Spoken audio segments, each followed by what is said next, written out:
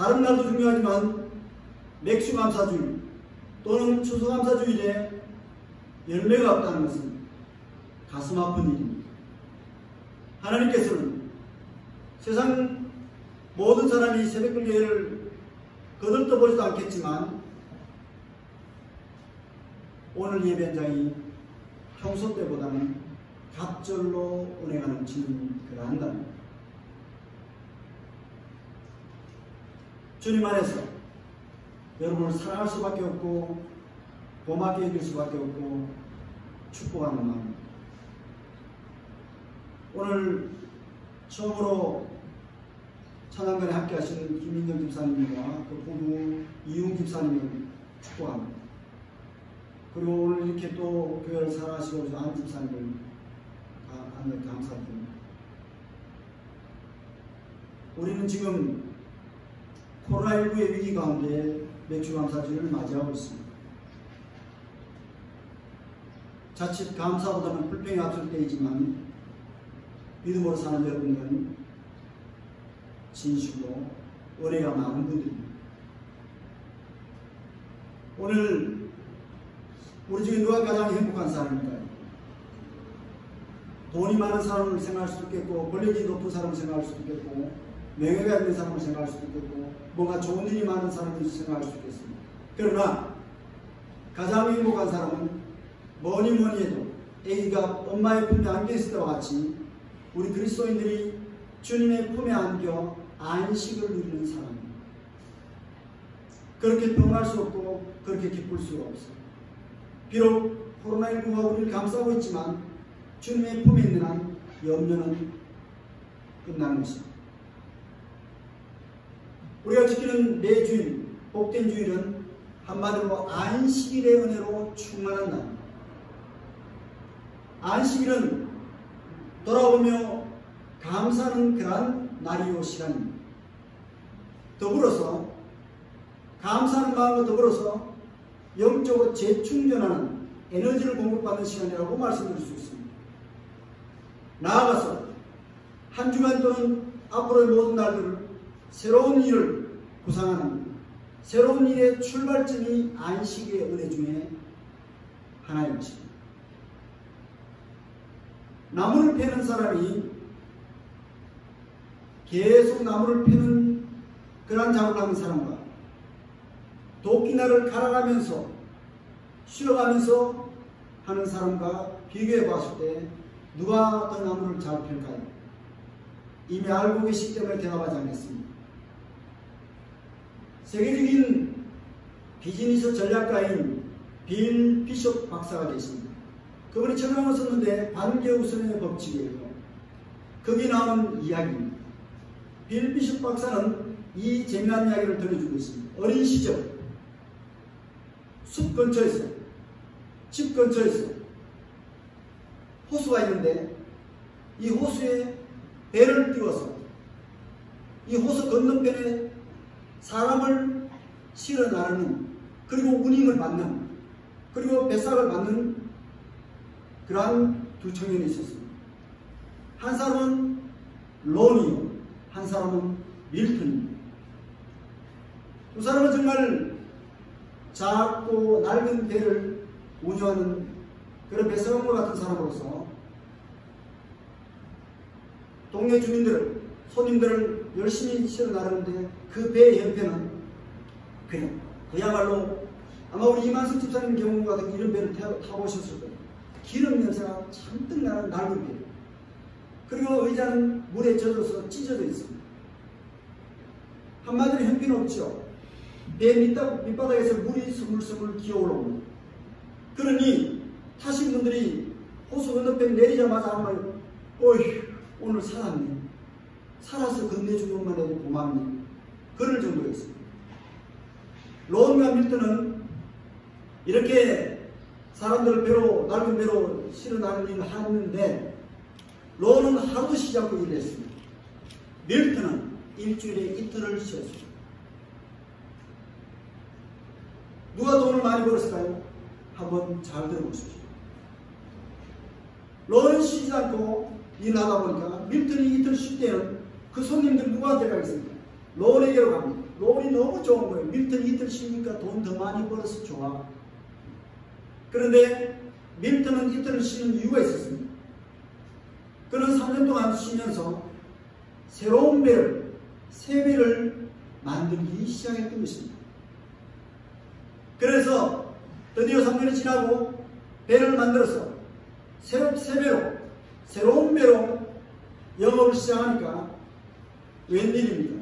이 새 배는 전에 있던 배보다 10명을 더 태울 수 있었고 속도가 5배입니다. 그야말로 KTX입니다. 그러니 손님들이 어디로 가겠어요? 일대 8안이 일어난 거예요. 론의 배는 팔이 날리기 시작했고 밀턴의 배는 서로 타려고 밀리고 밀렸던 것입니다. 안식일, 그 주인 되시는 주님께 여러분 이 코로나19 위기를 너무 겁내지 마시고 정부 시책을 잘 따르면서 조심하시는 최선을 다하시되 주님께 인생의 운전대를 맡기셔야 합니다. 하나님은 그런 목적으로 이 인구를 허락하셨다는 사실을 기억하셔야 합니다. 어떤 위기 가운데서 하나님은 당신을 기억하라는 사인으로 사람들이 평온하게 살 때, 세상밖에 모르고 살 때 하나님은 한 번씩 사인을 날리십니다. 그러므로 이럴 때일수록 더욱더 끼어 기도해야 될 줄 믿습니다. 오늘 맥주감사절 맞아서 단 한 분의 말씀을 예를 들어 소개드린다면 시편 50편 23절의 말씀을 말씀드리지 않을 수 없습니다. 감사로 제사를 드리는 자는 나를 영화롭게 하는 그의 행위를 옳게 하는 자에게 내가 하나님의 구원을 보이리라. 감사로 시작해서 구원을 보인다는 말씀으로 매듭을 주고 있습니다. Thanksgiving은 Salvation, 구원과 때려야 뗄 수 없는 한 몸임을 말씀하고 있습니다. 그러므로 구원받은 백성의 가장 아름다운 wonderful expression, wonderful 우리들의 마음의 표현은 감사라는 것입니다. 구원받았으셨죠. 그렇다면 감사를 잊지 말라는 것입니다. 오늘 이 감사의 주제를 가지고 먼저 이제 내려가서 같이 말씀을 또 자료를 통해서 나누고 이어가도록 그렇게 하겠습니다. 지난주도 소개해드렸지만 어느 여집사님의 눈물 섞인 기도 부탁을 오신 분들은 보셨지만 어찌 그 여인뿐이겠습니까? 오늘 누가복음 7장에 나오는 여인도 마찬가지로 가슴에 엉어리지다 터질 듯한 기도 제목을 갖지 아니한 인생은 이 자리에 오질 않습니다. 그런 인생이 없을 뿐더러 그 기도 제목 가지고 다 예배하는 것입니다. 그러니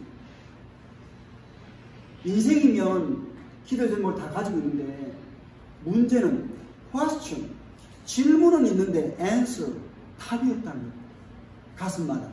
가슴마다 답이 없어서 문제만 가득 가지고 하루 살고 또 하루 살고 하루 살고 또 하루 산다는 것입니다.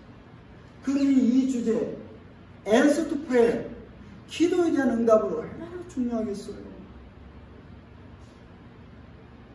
기도는 우리가 호흡하는 것인데 호흡할 수 있는 여건이 되지 않는다면 어떻게 했습니까?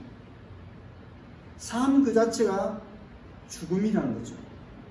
코로나19보다 더 무서운 것은 기도의 자리로 나아가지 않는, 그리고 기도에 대한 응답을 받지 못하는 그러한 인생인 것입니다. 그러므로 기도 응답을 받는 길 짧은 시간 안에 같이 한번 나누어 보도록 하겠습니다. 폴 세잔의 사과입니다. 이 그림은 현대미술을 넣은 그러한 그림이에요. 시대가 현대미술로 들어서도록 한 그림이에요. 사과 오렌지 1899년경에 그려진 작품인데 이 한 작품을 그리는데 40년 걸렸습니다. 사과정물화를 제대로 그린 사람이 세잔이 처음이라 할 정도로 다양한 각도에서 다양한 측면에서 그림을 반영했습니다. 웬만한 시각으로는 이 그림의 가치를 잘 모르겠지만 설명을 듣고 보니까 너무 와닿더라고요. 쏟아져 내릴 듯한 사과, 안정된 모습, 펼쳐진 모습, 갖춰져 있는 모습, 다양한 각도에서 다양한 측면에 한 사활을 주제로 해서 모든 이에게 감동을 주는 작품이죠. 제가 이 이야기를 왜 할까요? 한 사과를 바라보는 측면으로 40년을 연구하니까 시대를 두고두고 감동을 주는데, 기도에 대한 관심이 이보다 못했어야 되겠습니까? 기도 10년 하셨다고요? 20년 하십시오. 아니 40년 하십시오. 제가 예수 믿은 지 40여 년의 세월이 흘렀습니다. 뺄 수 없는 그림자가 기도의 그림자. 교회에서 그렇게 가르쳤고 성경이 그렇게 말씀하시고, 세상의 그림을 보면서 기도는 멈추지 말아야겠다는 생각을 더욱 했던 것입니다. 그 세계를 알는 능력입니다. 축구는 골맛에 우리가 즐겨요. 골이 안 들어가면 축구가 아무도 안 봐요. 어떤 애들은 골을 넣는 모습이 너무 좋은 거예요. 기도는 응답에 감격하는 거죠. 응답받지 않는 기도, 그 왜 합니까?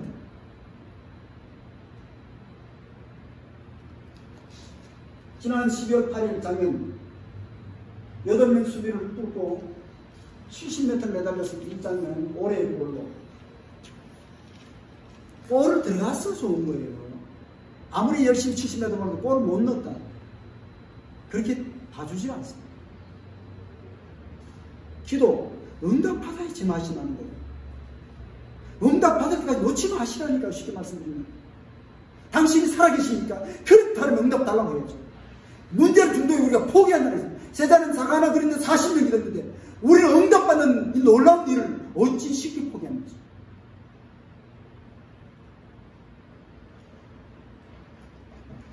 의경입니다. 18세 기도 용사 존 웨슬리는 하늘나라 가셨지만, 가신 지 오래됐지만 계속 마음에 남아있습니다. 기도 용사이기 때문이죠. 그런 기도를 가장 중요한 일과로 생각했다. 그 옆에서 지켜본 사람 얘기하는 거죠. 그가 기도방에서 나올 때는 얼굴이 너무 평온하다 못해 빛이 비치는 것 같아요. 여러 번 봤다. 기도하고 일어설 때는 찬란한 모습으로 나오십시오.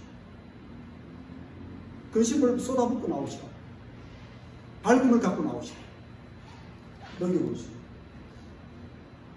웨슬리가 기도하면서 받은 그의 사역의 주제 말씀이 이사야 61장 1절 말씀입니다. 하나님의 영이 기도하는데 자신에게 부어줬다는 사실입니다. 여러분, 기도는 하나님의 영을 한다는 사실. 영이 임해야 됩니다. 그러므로 기도가 안 되는 순간마다 하나님의 영을 초청하셔야 됩니다. 하나님의 성령이시여, 하나님의 성령이시여, 저를 만져주옵소서. 제 가슴을 만져줘도 임재하시옵소서. 임재하시옵소서. 기도 제목 아래는 것보다 100배 주목. 영이 임하시오. 기독교 신앙인들은 세상인들이 갖지 못한 영이 있다는 것입니다. Holy Spirit, 하나님의 임재가 있다는 것입니다. 여기입니다. 브레넌 맨이 신뢰라는 책에서 윤리학자 존 커버너퍼의 이야기를 전해주고 있습니다. 윤리학자 커버너퍼에게는 한 가지 고민이 있었습니다. 그래가지고 그 고민을 정말 시대의 성자인 테레사 스님에 가서 질문하려고 캘큐타 왔어요. 물었습니다. 테레사 스님이 그 질문을 갖고 온 커버너퍼 윤리학자에게 제가 뭘 위해서 기도해드리면 좋겠습니까? 라고 물었더니 저는 지금 제 삶에 대해서 클리어한 명확한 답을 찾고 싶습니다. 그렇게 질문을 던졌어요. 테레사 스님이 그 내용을 들으시고는 확실한 답, 클리어해서 그것은 당신이 붙들어야 할 것이 아니라 놓아야 할 것입니다. 확실한 답은 내게 있어 본 적이 없습니다. 그걸 위해 기도할 능력도 없고요. 내게 있는 것은 하나, 하나님에 대한 신뢰, trust라는 것입니다. trust. 하나님에 대한 신뢰, 전적으로 내 인생을 책임지신다는 신뢰라는 것입니다. 신뢰를 위해서 기도해 드리겠습니다. 하나님께서 내 마음에 말씀하신 것이 잘 이해되지 않고 그렇죠. 요 작은 머리로 어떻게 하나님을 이해합니까? 우주도 다 담지 못하나 그 크신 분을 어떻게 이해합니까? 확실해 보이지 않아도 하나님의 삶을 책임지신다는 것은 믿음이요, 신뢰라는 것입니다. 이 신뢰는 그분과 인격적으로 대화할 수 있는 바탕이라는 것이죠. 하나님을 신뢰하십니까? 기도 가운데 신뢰를 내게 보이십시오. 문제를 던지시면 도로 가져오지 마십시오. 하나님 가져가십시오. 그리고 도로 치고 나오지 마시라. 기도의 방에서 나올 때는 문제를 던져놓고 버리고 나오시라. 하나님께 대한 신뢰를 갖고 그분이 반드시 합력하여 선을 이기시는 분이심을 믿고 나오시라. 평안의 가운데 나오시라. 신뢰의 발표는 축복이 이루어졌습니다. 아브라함이 클리어한 답을 갖고 간 것이 아닙니다. 믿음으로 하나님을 신뢰함으로 아브라함은 갈 바를 알지 못하고 앞으로 가라 할 때 앞으로 갔다는 것입니다. 가라 할 땅에서 가라 할 때 갔다는 것입니다. 그가 어떻게 하며 공동 어떻게 하며 가다가는 어떻게 먹을 것이며 라는 것을 답을 받지 못했다는 것입니다. 다만 하나님이 가라고 말씀하셨고 성경에서 말씀하셨고 말씀이 내게 주어졌고 그러므로 그분을 신뢰하고 나아간다는 것입니다. 믿음은 트러스트, 하나님에 대한 신뢰라는 사실을 잊지 마십시오. 그가 나가지고 16년 동안 이 자리에서 새벽별교회를 섬겨왔습니다. 다른 건 없어도 탁월한 능력은 없어도 하나님에 대한 신뢰 때문에 끝까지 나의 모든 동력자에 떠나갔지만 다시 하나님께서는 여러분을 보내주셨고 함께하게 하셨다는 사실을 제 모든 허물을 회개하는 기회가 되었고 그리고 새로운 출발점을 얻게 됐다는 사실입니다. 그분에 대한 신뢰만큼은 놓지 않았다는 나는 허물이 많은 자이지만 그분은 온전하신 분이며 나를 끝까지 책임주시는 사랑의 하나님이시고 그래서 앞에 하나님은 사랑이시라고 대문짝처럼 써놓고 목회를 하고 있는 것입니다. 그분에 대한 신뢰가 사랑의 신뢰라는 것입니다. 여기 오고 있습니다. 신앙생활은 하나님과의 관계를 통해서 영원히 살아가는 것인데 과정마다 하나님께 지속적으로 묻고 이어듣기를 해야 된다는 거예요. 하나님께 물었으면 또 묻고 또 묻고 또 묻고 합니다. 계속 듣고 들어야 하는 거죠. 무당은 한번 찾아가면 이건 안 돼, 저건 돼 라고 말하지만 우리하고 관계를 맺고 과정을 지켜봐 주지는 않습니다. 하나님은 우리의 과정을 손잡고 지켜봐 주시고 인도하신다는 사실입니다. 그러므로 인도받을 순간순간마다 과정의 모든 순간을 그분께 귀를 기울여야 됩니다. 듣기 작업을 멈춰서 기도를 계속하라는 거죠.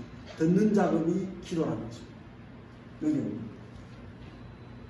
이 순간 하나님께서 내게 원하시는 무엇인 대해서 들으라. 그래서 어린 사무엘도 하나님 말씀하옵소서 주의 종 어린 것이 듣겠습니다 라고 했던 것입니다. 들어야 전진할 수 있는 겁니다. 한꺼번에 모든 것을 말씀하시지 않지만 한 걸음 한 걸음 인도하신다는 것입니다. 이제 결론부에 이릅니다. 앞에 이야기는 서론이라는 이 말씀을 전하고자 이 자리에 섰습니다. 요한일서 3장 22절 말씀은 오늘 돌아가셨어도 한번 읽어보라고 말씀드리고 싶어요. 기도응답의 비결이요, 기도응답의 하나님의 축복의 말씀이라는 사실입니다. 기도하면 어떻게 기도 응답받는 사실을 전해주고 있다는 거예요. 요한일서 3장 22절 이 구절을 한번 같이 읽어보겠습니다. 오늘 이 한 절만 담아서 가셔도 좋겠습니다. 무엇이든지부터 이제 세 줄을 읽겠습니다. 시작. 무엇이든지 구하는 바를 그에게서 받나니 이는 우리가 그의 계명을 지키고 그 앞에서 기뻐하시는 것을 행합니다. 예. 보십시오.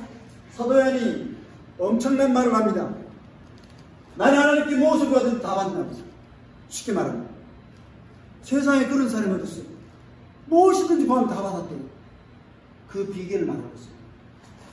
무엇이든지 구하는 바를 하나님에게서 받나니 비결은 우리가 그의 계명을 지키고 그 앞에서 기뻐하시는 행함이라. 첫 번째 비결은 그런 겁니다. 하나님의 계명을 지키기 때문이다. 달리 말씀드리면 하나님의 말씀을 듣고 그 뜻을 아는 것이 첫 번째 비결이라는 것입니다. 하나님이 뭐라고 하시는지를 들어야 되는 거예요. 그리고 그 말씀의 뜻을 알아야 되는 것입니다. 오늘 내가 어떤 사업을 하고 싶다, 어떤 일을 계획하고 싶다, 그럼 하나님의 말씀을 들어야 합니다. 하나님 이 계획이 당신의 계획인지요. 듣고 그리고 그 뜻을 파악해야 됩니다.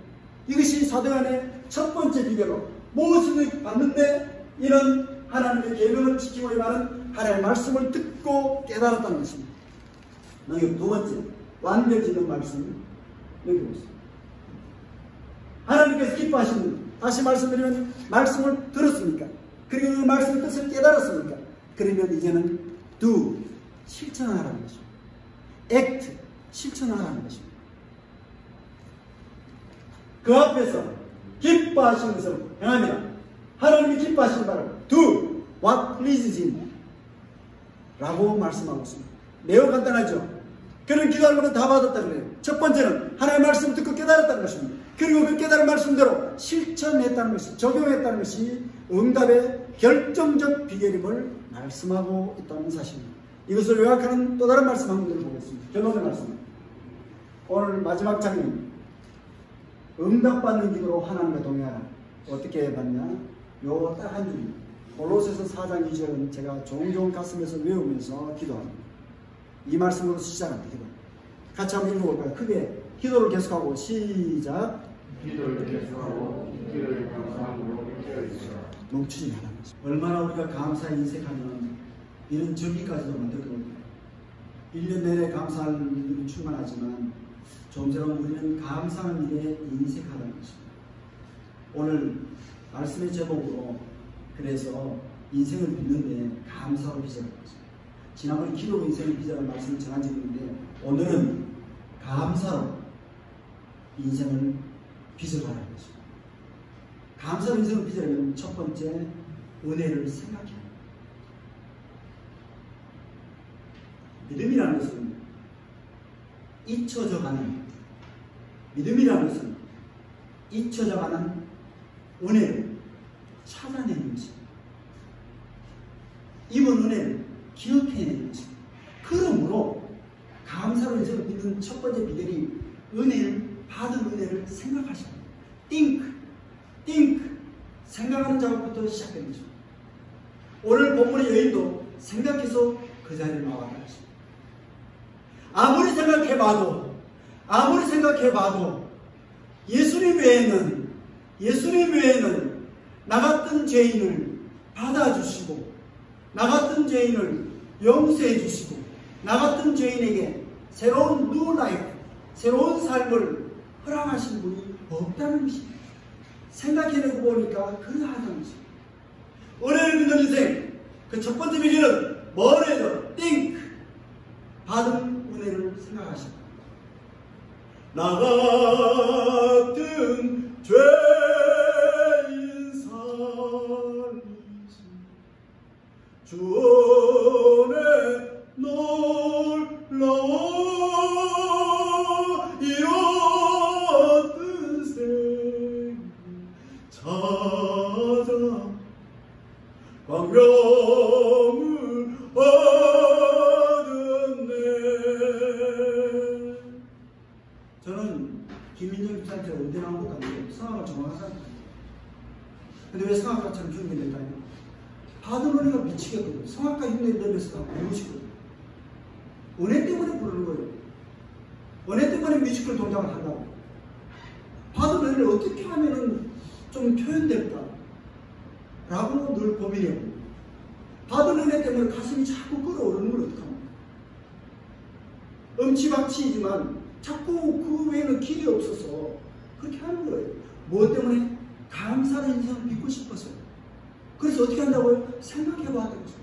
아무리 생각해도 예수 권위는 제게 지식을, 제대로 된 지식을 주신 분이요. 사람답게 살아가는 길을 주신 분이 없거든요. 사랑하는 여러분, 오늘 본문 44절에 이런 말씀입니다. 오늘 전하다가 시간 때문에 못 전하더라도 정말 한번 은혜답게 한번 받아보겠습니다. 44절 말씀에 이런 구절이 나옵니다. Do you see? 시몬에게 특별히 말합니다. 은혜라고는 잘 모르는 맹렬한 가슴을 지닌 시몬에게, 헤롯스, 바리새인 시몬에게, 율법학자에게, 시몬, do you see this wonderful woman? 이 멋진 여인을 보느냐라고 주님이 질문하십니다. 그것은 시몬이 아니라 오늘 현대인의 가슴에, 맹렬한 가슴에게 주님 말씀하십니다. Do you see? 여러분들이 보느냐? This woman, 이 멋진 여인을 보냐고 묻습니다.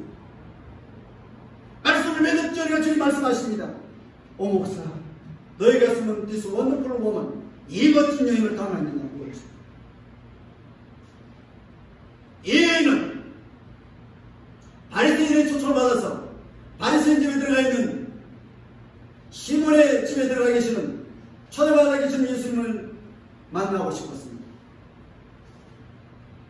성경에 기록되어 있지 않지만 본문의 내용을 전화볼 때 그 여인은 1절에 만났던 것입니다. 만나서 사람 대접을 처음으로 받아본 것입니다. 여인은 동네에서 별명이 She's a sinner, 그녀는 죄인이야. 기껏 붙여준 별명이 죄인인 것입니다. 그러니 여인은 어떻게 되었습니까? 얼굴을 들고 다닐 수가 없었어요. 사람 무시할 수 없었습니다. 살 맛이 없었어요. 아무것도 하기 싫었습니다. 그러나 오늘 죄인을 구원하시는 구세주 메시아가 오셨다는 소식을 듣고 달려나갔을 것입니다. 너무 목숨 가슴으로 이 죄인을 불쌍히 여기다라고 했을 것입니다. 여인아, 내가 너를 사랑한다고 하셨을 것입니다. 너의 별명은 죄인이 아니라 지금부터 righteous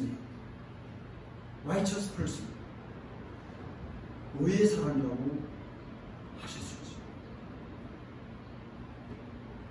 전달되어 오는 그 말씀이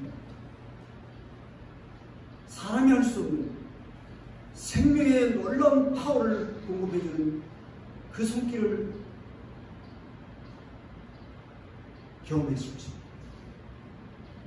이 여인이 견딜 수 없는, 멈출 수 없는, 감출 수 없는 은혜의 감격을 표현하고자 그의 전 재산을 다 팔아서 그의 그 모든 자산을 다 쏟아부어서라도 한 병의 엘라베스터 좌 옥합을 들고 온 것입니다. 그 옥합 안에는 펄퓸, 향수가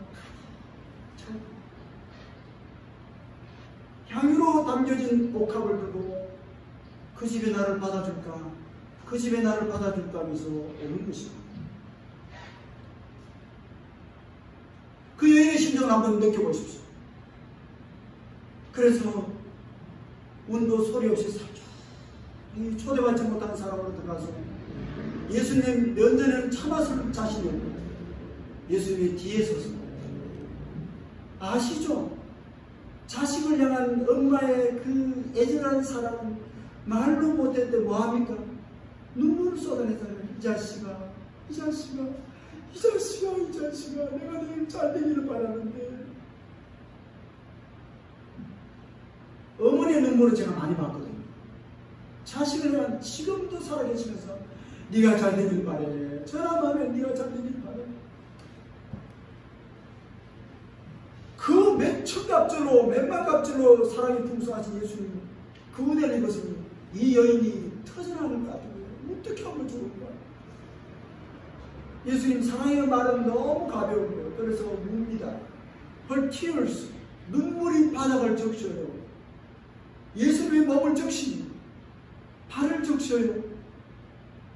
그러니 어떡합니까? 그 눈물로 발을 적셨으니 수건을 닦기에는 너무너무 존귀한 분이라 자신의 몸으로 닦지요.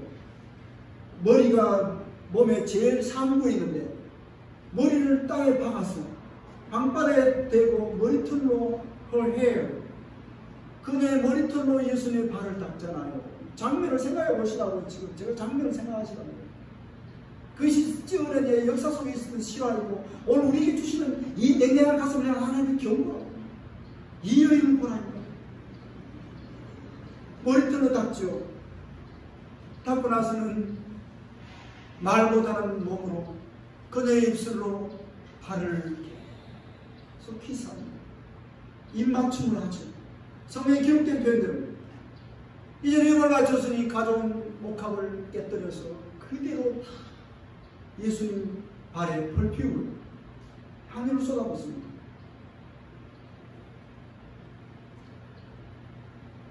주님 심플하게 우리에게 말씀하십니다. 많이 사함을 받은 자는 얼기면 마치, 많이 사랑하는 사함을 받은, 죄사함을 받은 자는 얼기면 마치, 이 여인처럼 loves much, 사랑을 많이 하는 자라는 말씀을 여인의 행동기에 줄을 다룹니다. 냉랭한 가슴인 시몬에게서 뭐라고 하시지 않습니까? 적게 사함을 받은 자요, little. 은혜를 모르는 자여 love little. 적게 사랑한다고 말씀하셨습니다. 오늘의 본문은 한 죄인이라는 여인을 예로 드시면서 이 시간을 통해서 은혜의 법칙을 말씀하시는데, 많이 은혜를 받은 자는 많이 사랑할 것이요 은혜를 적게 받은 자는 적게 사랑한다는 매우 명쾌한 은혜의 법칙을 love grace. 이 은혜의 법칙을 아시나요? 이 정도 말씀드리면 여러분들은 은혜를 많이 받은 자로 사십니까? 아니면 은혜를 적게 받은 자로 사십니까? 계산대로 사십니까? 아니면 계산에 따질 필요 없이 다 쏟아부으십니까?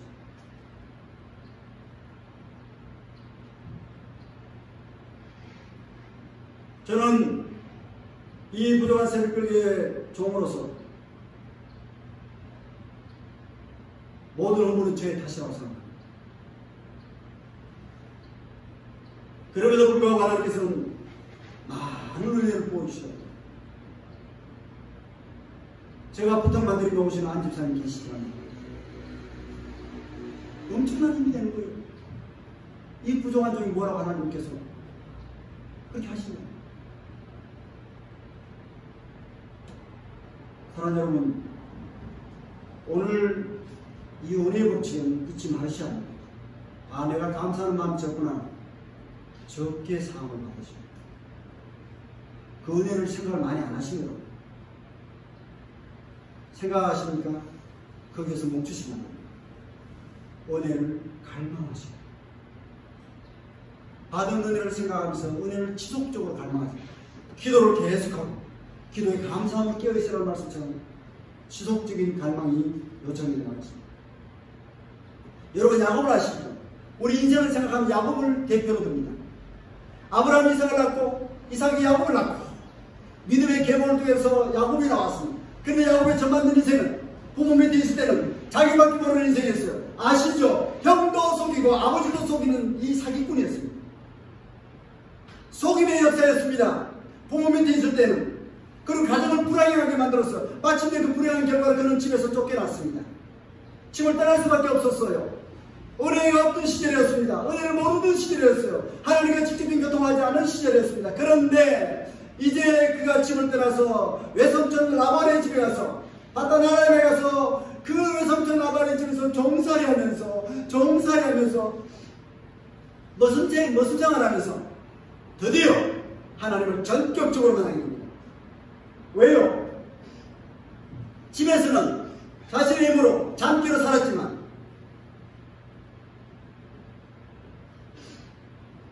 이제 외삼촌 라반이 들어와서 보니까 외삼촌 라반이 자꾸 약속을 어기거든요. 얼마 전에 또 한다면 또 어기시고 10번이나 어겼어요. 처음에 라헬을 좋아해서 라헬을 위해서 7년을 봉사했더니 라헬을 주시지 않고 언니 레아를 먼저 주시고 그 다음 또 7년을 봉사해서 라헬을 얻고 그리고 또 같이 올려서 경리하고 20년의 봉사생활 속에 20년의 모습살이 생활 속에 외삼촌 집에서 모습살이 하면서 10번이나 자기를 속였대요. 그런데 속여도 어쩔 수 없다는 것입니다. 힘이 없으니까. 드디어 자기 힘을 내려놓기 시작했습니다. 자기 자신의 장기를 내려놓기 시작했어요. 그때부터 하나님을 의지하기 시작했습니다. 하나님 도와주세요. Help me Lord. Help me Lord. 하나님 저를 도와주세요. 저를 도와주세요. 드디어 하나님이 그 열매를 맺고 시작했습니다. 속이는 외삼촌 라반을 막아주시고 외삼촌께서 창세기 31장 41절에 외삼촌께서 나의 품살을 10번이나 바꾸셨는데 하나님이 나의 고난과 내 손의 수고를 보시고 막아주셨습니다 라고 창세기 31장 41절로 42절 말씀하고 있으니 무엇을 고백합니까?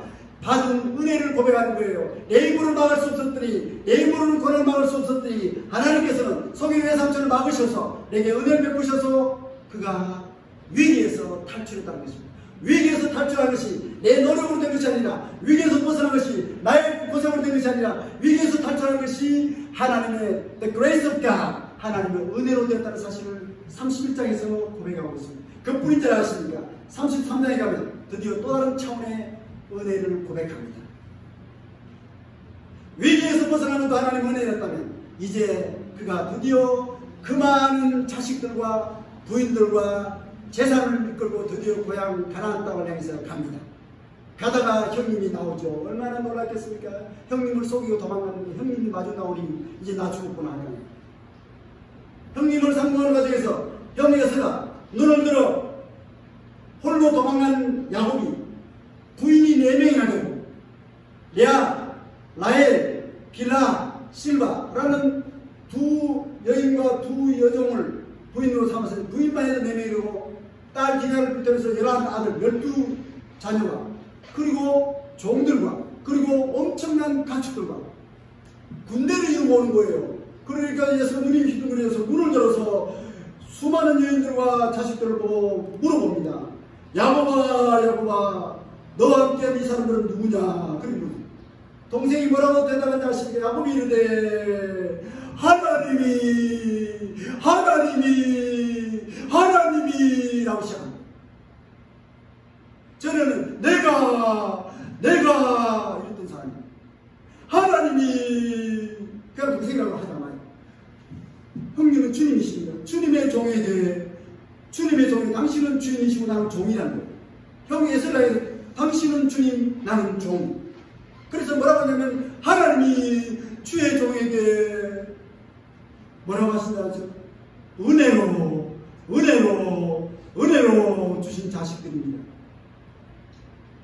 그냥 읽어서 될 본문이 아니에요. 그냥 읽어서 이 말씀이 아니에요. 전후 사정을 알면 야곱이 완전히 바뀐 사람이에요.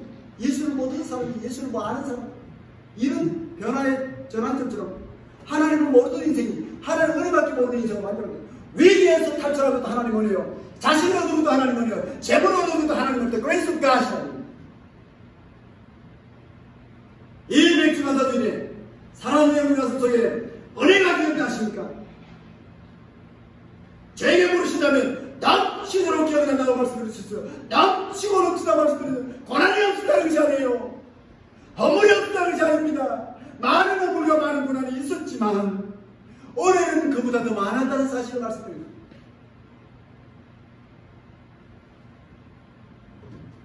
사랑하는 여러분, 시간이 되어서 마무리 짓겠습니다.